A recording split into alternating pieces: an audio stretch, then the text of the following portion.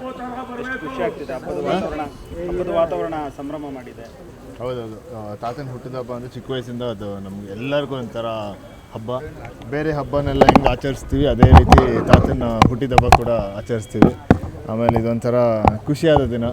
ಯಾಕಂದರೆ ಈ ದಿನ ನಾವು ಚಿಕ್ಕ ವಯಸ್ಸಲ್ಲಿ ಕರ್ನಾಟಕದಿಂದ ಎಲ್ಲ ಕಡೆಯಿಂದ ಜನ ಬರ್ತಾಯಿದ್ರು, ಅಭಿಮಾನಿಗಳು ಬರ್ತಾಯಿದ್ರು ಮನೆಗೆ. ಅವ್ರನ್ನೆಲ್ಲ ನೋಡೋದು ತುಂಬ ಖುಷಿ ಆಗ್ತಾಯಿತ್ತು. ಆಮೇಲೆ ತಾತನ ಜೊತೆ ಅವ್ರು 100 ಕೇಕ್ ಕಟ್ ಮಾಡ್ತಾಯಿದ್ರು, ಅದನ್ನ ನೋಡೋಕ್ಕೆ ತುಂಬ ಖುಷಿ ಆಯಿತು. ಆಮೇಲೆ ಸಿನಿಮಾ ರಂಗದಿಂದ ಎಲ್ಲ ಆ್ಯಕ್ಟರ್ಗಳು, ತುಂಬ ಆ್ಯಕ್ಟ್ರೆಸ್ಗಳು ಎಲ್ಲರೂ ಮನೆಗೆ ಬರ್ತಾಯಿದ್ರು. ಸೊ ಇದೊಂಥರ ತುಂಬ ಖುಷಿಯಾದ ದಿನ 24th ಅಂದರೆ.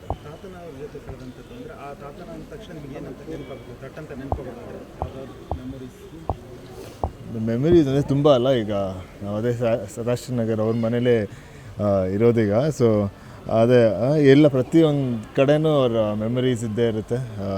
ಆಮೇಲೆ ಪ್ರತಿಯೊಂದು ಅಂದರೆ ಜಾಸ್ತಿ ಮಿಸ್ ಮಾಡೋದಂದರೆ ಊಟ ಮಾಡಬೇಕಂದ್ರೆ. ಸೊ ಅವ್ರಿಗೆ ನಾನು ಊಟ ನೋಡೋದು ತುಂಬ ಇಷ್ಟ ಆಯಿತು. ಸೊ ಈಗ ಎಲ್ಲೇ ಒಳ್ಳೆ ಊಟ ಮಾಡಿದ್ರೂ ಅವ್ರನ್ನ ಮಿಸ್ ಮಾಡ್ಕೊತೀನಿ. ಇದು ಏನಕ್ಕಂದರೆ ಅವ್ರಿಗೆ ಹೇಳ್ಬೋದಿತ್ತು, ಈ ಕಡೆ ಇಲ್ಲಿ ತಿಂದೆ ತುಂಬ ಚೆನ್ನಾಗಿತ್ತು. ಸೊ ಊಟದ್ದು ತುಂಬ ಮಿಸ್ ಮಾಡ್ಕೊತೀನಿ.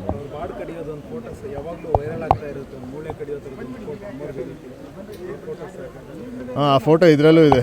ನಮ್ಮ ಮೆಜೆಸ್ಟಿಕ್ಕಲ್ಲಿರೋ ನವಯುಗ ಹೋಟ್ಲಲ್ಲೂ ಆ ಫೋಟೋನ ಹಾಕಿದ್ದಾರೆ. ಅವರಿಗೆ ಊಟ ಅಂದರೆ ತುಂಬ ಇಷ್ಟ.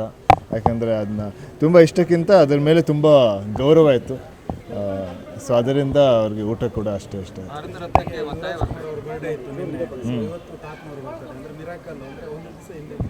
ಇಲ್ಲ, ಅದೇ 22ಕ್ಕೆ ನನ್ನ ತಂಗಿ ಧೃತಿ ಬರ್ತ್ಡೇ, 23ಕ್ಕೆ ನನ್ನ ತಮ್ಮನ ಬರ್ತ್ಡೇ, ಆಮೇಲೆ ಇವತ್ತು 3 ದಿನ ಒಟ್ಟಿಗೆ ಬರ್ತ್ಡೇಗಳು ಬಂದಿದೆ.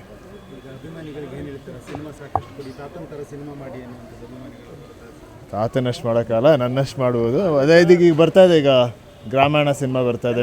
ನೆಕ್ಸ್ಟ್ ಮಂತ್ ಗ್ರಾಮಾಯಣ ಸಿನಿಮಾ ಬರ್ತಾಯಿದೆ. ಅದಾದಮೇಲೆ ಸಿಟಿ ಲೈಟ್ಸ್ ಬರ್ತಾಯಿದೆ. ಅದಾದಮೇಲೆ ಇನ್ನೊಂದು ಹೊಸ ಸಿನಿಮಾ ಮಾಡ್ತಾಯಿದ್ದೀನಿ. ಆಮೇಲೆ ಅದನ್ನ ಇನ್ನು ಸ್ವಲ್ಪ ದಿನ ಅಲ್ಲಿ ಹೇಳ್ತೀನಿ.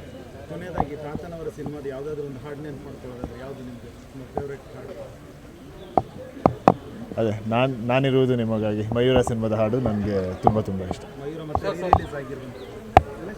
ನಾನು ಹೋಗಿ ನೋಡಬೇಕಿತ್ತು, ಬಟ್ ಹೋಗೋಕ್ಕಾಗಿರಲಿಲ್ಲ. ಬಟ್ ತಿರ್ಗಾ ರಿಲೀಸ್ ಆದರೆ ಖಂಡಿತ ಹೋಗಿ ನೋಡ್ತೀನಿ.